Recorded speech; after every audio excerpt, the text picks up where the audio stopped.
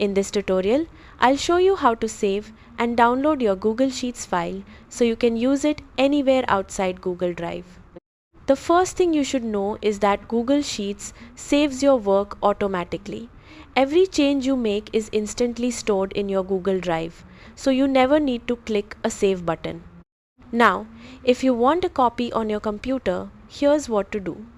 Open your Google Sheet and go to the top left corner. Click on File, then move down and click Download. You'll now see different file format options. Choose the one that fits your needs.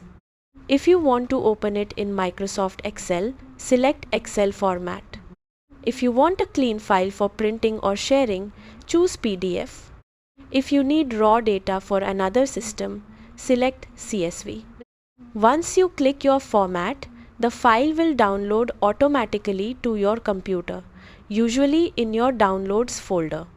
If you're downloading as a PDF, you might see extra settings like page layout or orientation before saving. Just adjust if needed and continue. And that's it. Your Google Sheet is now saved both online and on your device, ready to share, upload, or use offline.